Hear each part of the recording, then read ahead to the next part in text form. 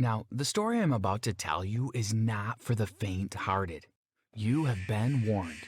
I was locked in a hospital overnight, and what I witnessed was probably one of the scariest things I have ever seen in my life. But hold up, let me start from the beginning. I'll take you back to where it all began. But before I do, please like this video and subscribe to this channel.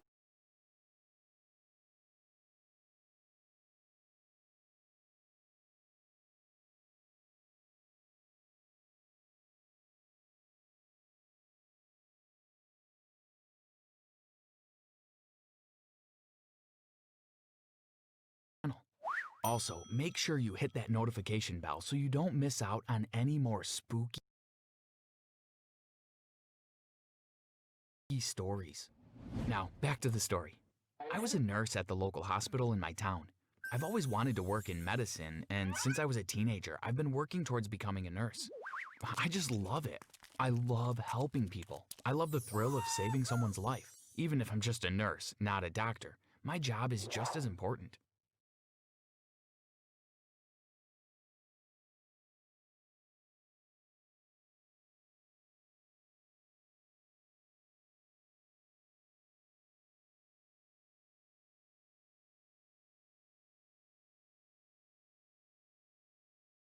But the hours at the hospital were pretty tough. I hardly got time to spend with my friends, but I thought it was worth it considering I got to do a job I loved. Anyway, I was into my second year of nursing when it happened. That night, the night that changed everything. It was a Thursday evening. My shift at the hospital ended at around 7 o'clock at night.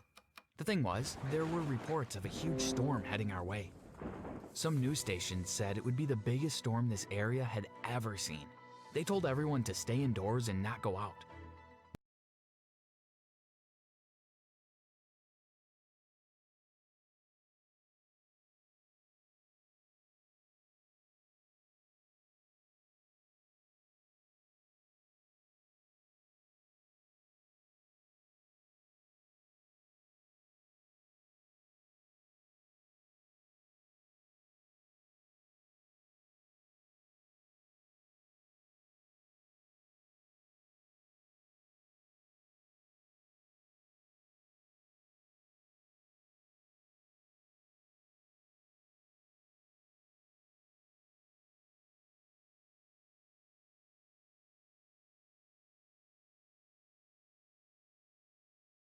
But how could I get home from my shift? I had no choice, unless I wanted to risk my life. I had to stay overnight at the hospital. The hospital I worked at was very small. There were only 20 staff in total and a few patients staying overnight. I thought it was going to be a pretty easy night shift, but it was far from it. As the sun set, we could see the storm coming over the horizon, heading our way. It was massive, and it looked like they were right. It was one of the biggest storms I'd ever seen. I was a little scared, but I was confident we were secure in the hospital, so I didn't worry too much. We placed sacks of sand against the doors and windows in case any rainwater flooded into the building, and we even barred the windows with duct tape. Supposedly, the winds could get so high that they could shatter the glass. I was just about to shut and lock the front entrance in preparation for the storm, but then I heard a noise ahead that rooted me to the spot. It was a scream. A high-pitched, aching scream, and it was coming from a little girl. I looked ahead and spotted her sitting in a wheelchair. Strangely, her arms were tied to the sides of the wheelchair. She didn't appear hurt. She looked physically healthy, but that scream only told one thing. She was in pain. My training kicked into play, and I helped the couple, who I assumed were her parents, help her into the hospital. I grabbed the wheelchair and guided the little girl to a separate room. I asked the parents what had happened, but all they said was she'd lost her mind. "What do you mean?" I asked. Her mom was crying. "I don't know, but she's gone insane. At first, she started acting differently, and then she started getting violent. We had to tie her down. Look at this." She pulled back her sleeve to reveal a bite mark on her arm. I was shocked. How could a little girl do that to her own mother? "Don't worry, we'll take good care of her," I said, but I was totally at a loss. This probably wasn't some disease or anything I could treat with medicine. It was probably some mental illness. That was not my expertise, and it was too late to ask them to leave and find a psychiatrist. The storm had picked up, and it was now way too dangerous to go outside. I decided it was best if they stayed the night here, so I helped the little girl into bed. Her parents advised I tie her wrists together, so I did and helped make her comfortable. The girl was still thrashing about, and honestly, she creeped me out. I tried making conversation with her, but she was totally nuts. "What's your name?" I would say. Then she would start making weird animal noises and even started chanting at some point. "How are you feeling? Can you tell me what's wrong?" I asked again. The girl, full on, started frothing at the mouth. Now, this was getting out of hand. I asked the parents to leave and called in the head doctor to take a look. Dr. Madison came in. She is quite a religious person and she always wears a cross around her neck every day. Now, when she entered the room, she took one look at the little girl and turned around. I was so surprised. What, was she scared of the little girl? What could she possibly be afraid of? I went searching for Dr. Madison, and I found her around the corner, taking deep, shaky breaths. "What's wrong, Doc?" I asked with concern. "That girl," she whispered, "that girl is possessed." I thought I had heard incorrectly. Possessed? What on earth are you talking about? Dr. Madison turned to face me, and her eyes were so wide with fear. God "Can't damn. you see it? Can't you see the demon within her?" She shuddered, and without another word, bolted off in the opposite direction of the little girl's room. "Hey," I called after her, "aren't you supposed to help her?" But Dr. Madison just ignored me. So Damn. I sighed and went back into the room. I guess this little girl only had me to depend upon. I didn't know where her parents went. They seemed to have disappeared. Why was everyone so spooked out by this little girl? Now, I wasn't a believer in ghosts and demons and such. I just didn't believe in that kind of stuff. I always thought they were just myths and stories handed down generation by generation. There was nothing to fear. But when I came back into the room, what I saw made me scream. The little girl was sitting upright in bed, staring at me. God damn. Okay. I got the chills. Holy crap. I got the chills.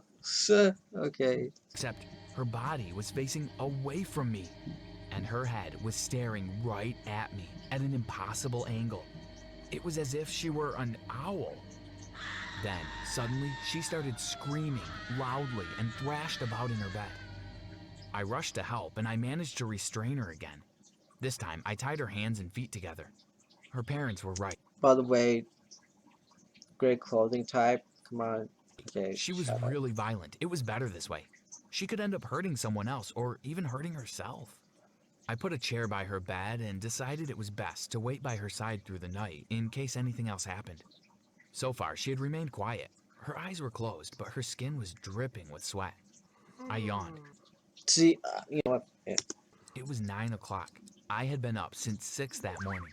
I let myself drift off, and eventually, I went to sleep. When I woke up, the room was empty. Then I heard a loud bang. I nearly jumped out of my skin. I was so shocked. Where was the little girl? Her bed was completely empty. That was impossible. There was no way she could have gotten out of those restraints. Then maybe her parents took her, but I highly doubted that. I decided to investigate the sound. Outside in the hallway, all the lights were off. That was strange. Usually we had a backup generator, but maybe the storm had cut off all of our electricity supplies. That was not good for the patients. Someone had to try to fix that. I looked around, but I was surprised to see that there was no one in sight. Not a single person. Darkness surrounded me on all sides. I felt a shiver go down my spine. It was really creepy. Suddenly, thunder boomed outside and I jumped. I turned around to look out the window, and that's when I saw her, the little girl. She was just standing there. I couldn't see her face, but she moved slowly. She was alone. "Are you okay?" I asked nervously. The girl turned to me. I gulped. Her eyes were so empty. I want to see It was what's as up if with she the were group chat. sleepwalking. I sighed in relief. Maybe she was sleepwalking. I stepped towards her, ready to guide her back into bed. But suddenly, 2 she messages. growled and ran off down the hallway. I heard a bang and a loud, high-pitched scream. What was going on? I turned the corner, and what I saw was quite possibly the scariest thing I had ever seen in my entire life. The little girl was standing there watching me, and blood was pouring out of her eyes and mouth. The blood pooled at our feet and soaked up my shoes. I screamed in terror. This was the kind of thing you saw in horror movies, not real life. Without hesitation, I turned on my heels and ran as far away as I could. I sprinted fast, and I tried to make it to the front doors. I didn't care if the storm was dangerous. I'd rather risk it out there than in here with this little girl. But when I got to the doors, they were locked. I shook the handles, but they didn't budge. I was trapped. I looked behind me, and there was the little girl again. She was running straight for me. I screamed again, and then she pounced on me. And suddenly, I woke up. I sat up in my seat, my heart pounding like mad. I looked around at the room. Everything was normal. The electricity was on, it was daylight out, everything was quiet. And there was the little girl, sleeping peacefully in her bed. The little girl was fine. She was normal. It must have been a dream, but it had seemed so real. I laughed nervously at the thought that a little girl could do something like that. It had all been a dream. Demons weren't real. Ghosts weren't real. Dr. Madison was just being paranoid. This little girl wasn't possessed. She was probably just some sort of mental illness. Her parents would be back soon, and they would leave, and I could forget this ever happened. Before long, her parents arrived. They thanked me for looking after her. I told them it was fine, and they So it's a... I don't know. Like, I don't get it. gently woke up their daughter. Her eyes opened, and at first I feared she was going to bite off their hand or something, but she smiled sweetly and hugged her parents. I was so embarrassed for thinking that. She was just a normal little girl. She wasn't possessed. It seemed she was a lot better, too. I was glad, and before long, I was waving goodbye to them as they checked out. But something happened. Something very, very strange. As they walked away with her parents holding either hand, the little girl turned back and looked at me. And she smiled again. But this time, it was the creepiest smile I had ever seen. I felt my heart stop.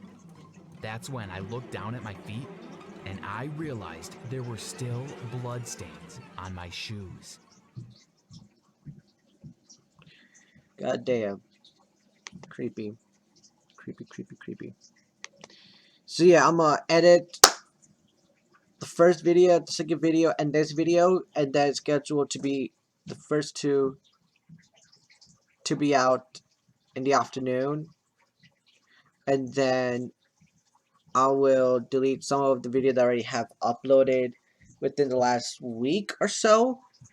And then to make some room for storage, because I know I'm going to get a message saying, oh, your storage is low, delete some stuff, but I will do it. So, yeah, hope you guys enjoy this last video of the day.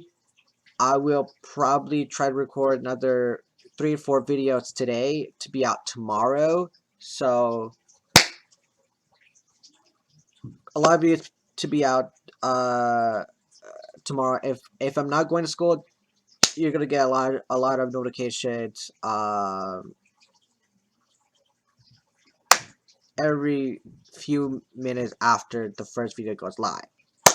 So yeah, and also a video about, you know, like the school situation. Well, I think that'll be the first video that I will record. 100%, that'll be the first video, and then the last 3 would be reaction videos. So reaction day is here. Probably might be reacting to not King Glitches, excuse me, Eliza Kyle's single, whatever. So it's, yeah. Yeah, please subscribe. Give me 200 subscribers. If we could hit it today, that would be fucking lit. Let's go. So yeah, take care.